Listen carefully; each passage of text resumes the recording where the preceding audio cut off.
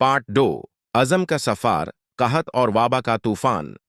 दौरे आजमैश। कहत वो दाढ़ होता है जहां इंसान सिर्फ भूख से नहीं, उम्मीद से भी तंग होता है। इस कौम ने पहली बार देखा कि फजूल जमीन भी इंसान की तरह कभी कभी बेजान हो जाती है।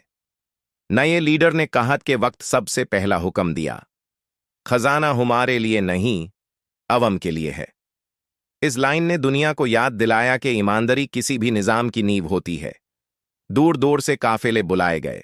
ऊंटों की लंबी लंबी कतारें नसामों के रस्ते अनाज लाती रहीं। समुंदारी रस्तों से जहाज उतरते रहे। रातों को रोटियां बनती, सुबह लोगों के चेहरे पर उम्मीद की हल्की चमक वापस आ जाती। लेकिन कहत जाता ही था कि दूसरा इम्तिहान तूत पड़ा, वाबा। ये बीमारी ऐसे फैली जैसे हवा। घरों में रोशनियां कम होती गईं और लोगों के चेहरे पर उदासी फैल गई। कुछ अफसर, कुछ फौजी, कुछ जिम्मेदार अफराद जो जंगों के हीरो थे, वो भी इस वाबा का निशाना बन गए। कौम जाज्बा हर रात कम होता जाता। एडमिनिस्ट्रेटर्स ने फौरन तदाबीर की।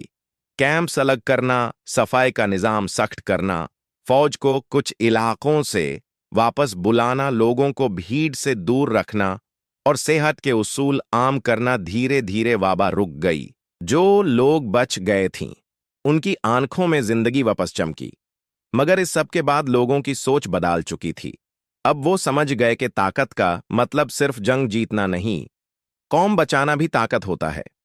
पार्ट 3 में हम देखेंगे कि कैसे इस कौम ने इन सारे इम्तिहानों के बाद एक नया निजाम बनाया और दोबारा उठकर मजबूत हुई।